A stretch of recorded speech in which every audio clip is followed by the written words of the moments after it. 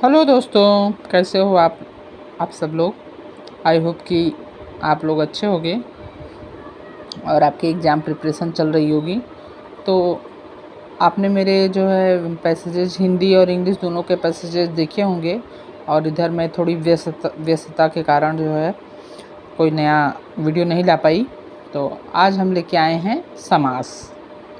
तो I hope आपने समास पढ़ा होगा और अभी भी आप प्रिपरेशन में लगे हो तो सिर्फ आपको रिवीजन की ज़रूरत होती है, वरना तो आता तो सभी को ही है। तो समास का मतलब ही होता है संक्षिप्त यानी छोटा रूप।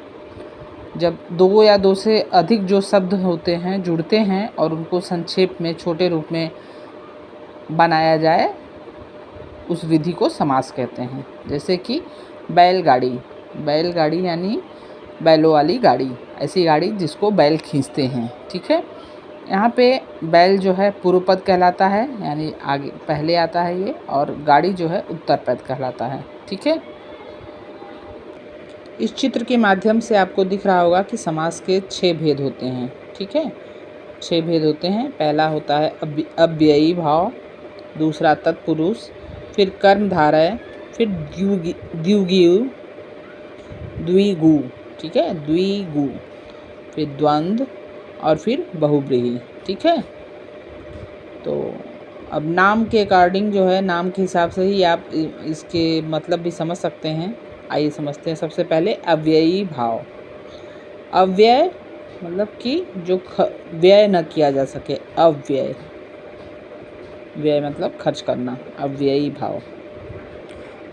अव्ययी भाव में जो पहला पद होता है वही मुख्य या प्रधान होता है, और वो जो है अव्यय होता है, वो खर्च नहीं किया जा सकता। और पूरा ही पद जो है वो क्रिया विशेषण की तरह काम करता है। ज़्यादातर अव्ययी भाव समास का पहला पद उपसर्ग होता है, जैसे कि आ, बे, प्रति, यथा जैसे शब्द इसके पहले शब्द होते हैं। जैसे कि प्रत्येक, प्रति धन एक, ये आपका अव्ययी भाव का एक वो है।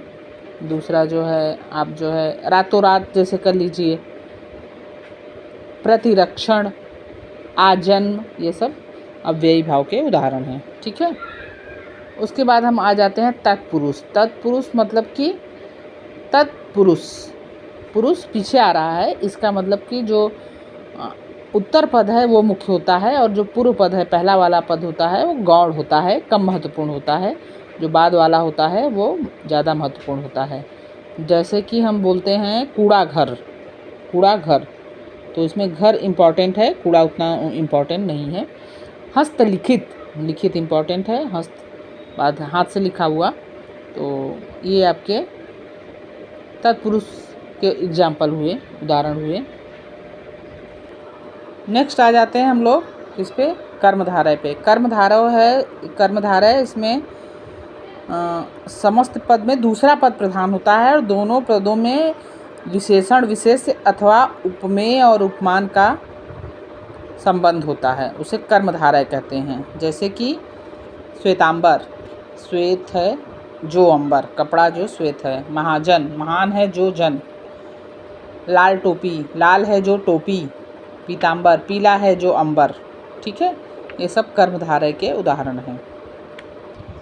अब बात आती है द्विगु की। तो द्विगु में जो भी है वो द्विगु, द्वि मतलब नंबर है, 2, जिसका मतलब 2। तो जो नंबर से जुड़े हैं, जिसमें जो पहला पद होता है वो संख्यावाचक है, पूर्व पद संख्यावाचक होता है, और समस्त पद किसी समूह का बोध कराए, उसे द्विगु समूह कहते हैं। जैसे कि चारपाई, 4 पायों का समाहार। सप्ताह, 7 दिनों का समूह। त्रिवेणी, 3 वेणियों का समाहार। ठीक है, तिरंगा, 3 रंगों का समूह। उसके बाद आ जाता है द्वंद्व मतलब आप समझ ही गए होंगे कि द्वंद्व मतलब आपस में द्वंद्व युद्ध होता है। तो द्वंद्व का मतलब ही होता है जोड़ा या युग्म। ठीक है, तो जो जहाँ दोनों ही उत्तर पद और आपके पूर्व पद दोनों बराबरी पे हों। किसी को आप छोटा बड़ा, किसी को ज़्यादा इम्पोर्टेंस नहीं दे सकते, कोई ज़्यादा महत्वपूर्ण नहीं है, दोनों ही बराबर हैं।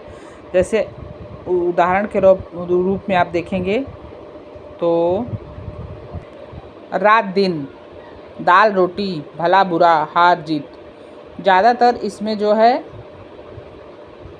समुच्चय बोधक होता है। लास्ट है बहुव्रीहि। बहुव्रीहि में दोनों ही जो इसके पद होते हैं गौड़ होते हैं, लेकिन जो दोनों पद मिला के जो समस्त पद बनाते हैं वो इम्पॉर्टेंट हो जाता है। जैसे गिरिधर, गिरिधर दोनों अलग अलग इम्पॉर्टेंट नहीं हैं, लेकिन गिरिधर किसको कहते हैं हम? कृष्ण जी को, जिन्होंने पहाड़ को धारण किया था। तो वो जो है बहुव्रीहि समास का उदाहरण हो जाएगा। ठीक है। अब यहाँ पे आपको जैसे दशानन है, दशानन यहाँ बहुव्रीहि का एग्जाम्पल है। अब आप ये पूछ सकते हैं कि दशानन द्विगु क्यों नहीं है? क्योंकि 10 है उसमें नंबर है, तो द्विगु क्यों नहीं है? तो इसलिए नहीं है क्योंकि द्विगु में जो भी है, जैसे 4 पाई जो है, 4 नंबर है और पाई 4 पाई, वो तीसरा कोई उसका मतलब नहीं होता है, जो है वो सामने ही है। लेकिन दशानन जो है 10 हैं आनंद जिसके, यानी जिसके 10 मुँह हैं, रावण के लिए उपयोग हो रहा है। तो वो मतलब दशानन एक अपना वो है कि जिसके 10 मुँह हैं और वो रावण के लिए उपयोग हो रहा है, वो तीसरा अर्थ लेके आ रहा है। तो जब तीसरा अर्थ लेके आए तो बहुव्रीहि का उदाहरण होगा। ठीक है। तो आई होप मेरा वीडियो आपको पसंद आया होगा और आपको हेल्प भी करेगा।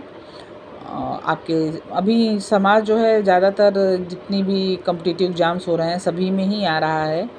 तो जो है अगर आपको वीडियो पसंद आई हो तो शेयर करिए, लाइक करिए, और चैनल पे पहली बार आए हैं तो सब्सक्राइब कर लीजिए। तब तक मिलते हैं नेक्स्ट वीडियो में, तब तक के लिए राधे राधे।